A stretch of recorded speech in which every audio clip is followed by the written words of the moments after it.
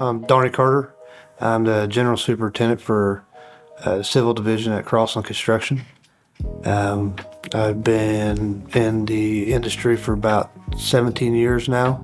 I was a student here in 2006. I graduated in late summer of 2006, August.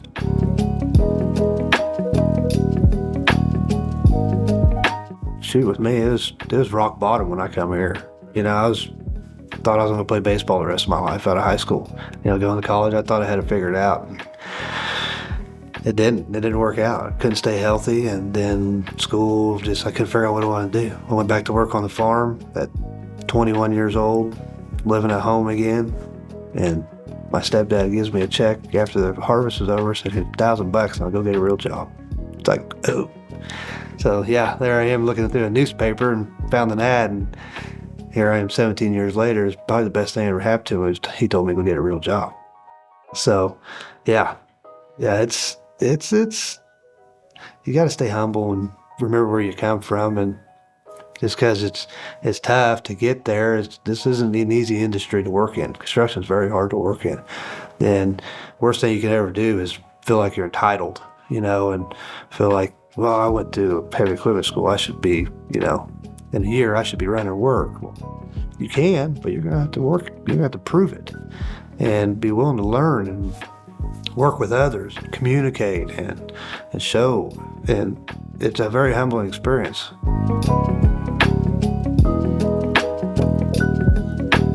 So I hire all sorts of guys, and I have recruiters that hire guys for me, and experience is always good. You always love finding a guy that's got 10 years of dozer experience, but sometimes it's hard to train a dog. An old dog, new tricks. I love getting guys out of heavy equipment schools because they've got an investment.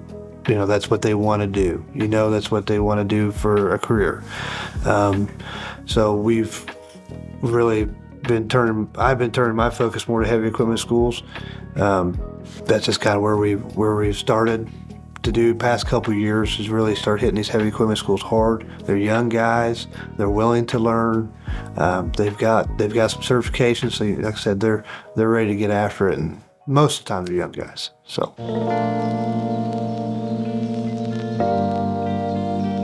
There's different levels of operating skills. That's okay. We got to have those guys too, and they're going to work their way up. Obviously a guy that's been like me, has got a lot of experience in equipment. Yeah, I'm going to hire that guy if he comes available. But a lot of times them guys they're set where they're at. They're hard to find. Them old, really good dozer hands, really good trackhoe hands are hard to find out there. So you got to make them.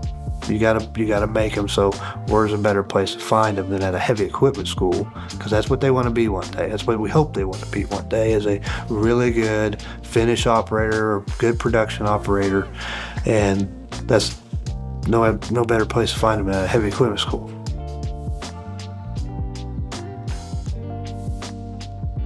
The biggest pro for hiring a student from the Heavy Equipment College of America would be that I know that's what they want to do. I know that's what they want to do for a career. I mean, they chose this. They invested in this. They've got however much it costs nowadays. So I know they got bills to pay, and they're going to put the work in. They're going to be willing to learn, to better themselves, and make more money. So at the end of the day, it's about money. It's about how you want to better your life. Probably the biggest con is some guys come out, and I did just for a minute when I come in here, thought I knew what I was doing. And there's not enough time for them to get through these certifications and for the school to teach them everything they need to know. So you almost got to pull them back in and say, hey, you're green. You don't know what you think you know. You're not a finish operator, so you're going to have to learn. You're going to have to spend your time in that haul truck for a year or on a roller and buy your time. And then, man, when you get a dozer or a trackhoe or you get to be a production guy, you made it. You made it to there. Okay? So now you're established. So that's probably the biggest, is just a little sense of entitlement. You just want to stay humble, and work hard, prove yourself, show up to work.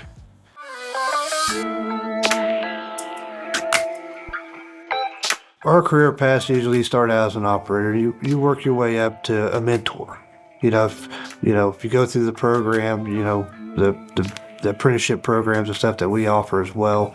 But these guys are already doing that, so after a few years' experience, they can be a mentor. And the mentor is to help the guys that don't have experience, that are just coming out of the schools or just coming out of high school or just coming off some job that they just don't have a lot of experience, and that's got a good skill set that we could mold them into a good operator. So the mentors kind of hover over them guys, kind of take them under their wing, and then after that they can work themselves up to a foreman and start running small crews and small jobs. So, and then after that, superintendent, and start running big work for us. And but it takes time. It takes seat time. It takes knowledge. You're not going to learn this in a couple months. It takes several years. It's like any industry.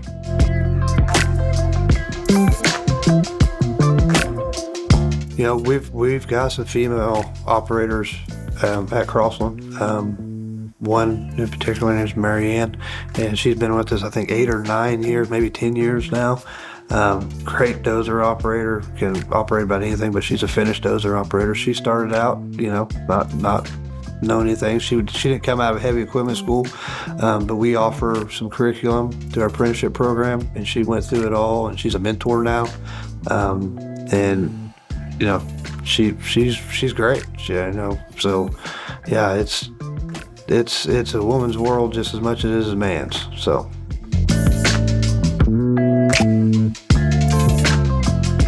So with the soft skills, communication's key, and we do a lot of communication on the job.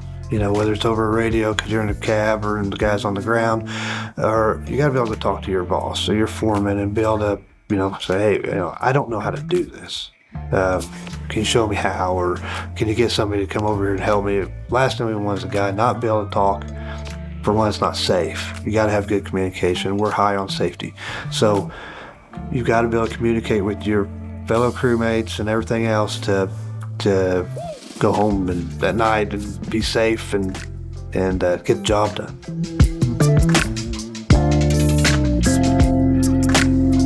Average time for a guy to probably get established in this, I'd say if he works hard, 3 years.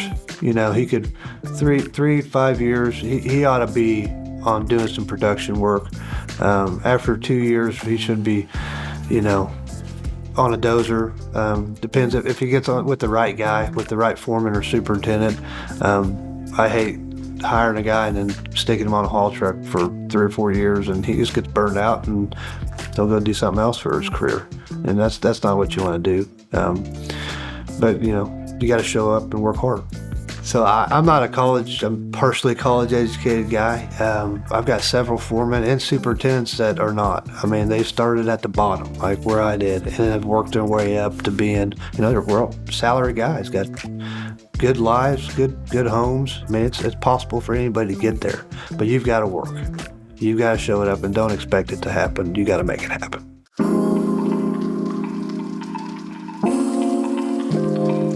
Age in our industry, I don't have any issues with age. If you're 50 or for 20, if you got the mentality and you've got the skill set, if you know how to do the work, you're there.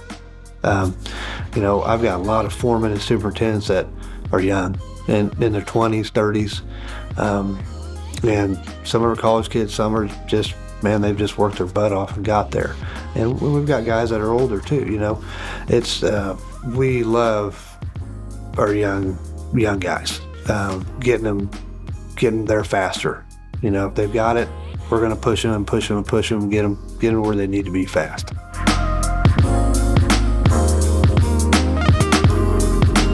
I would want to make sure the students know that if you go through this program and you come to work every day and work hard, respect others around you, respect your boss, you'll get rewarded. Right now, it's a huge deal just to having guys show up and checking out their equipment and coming to work ready to work and being respectful. That's the main thing for me is these guys are willing to show up every day, rain or shine, and put the work in and don't complain. Don't whine about being on a haul truck for the first, year or 6 months. It's not always a year, but I don't have a set time frame on what pieces. It just depends on you. It depends on your willingness to put forth the effort.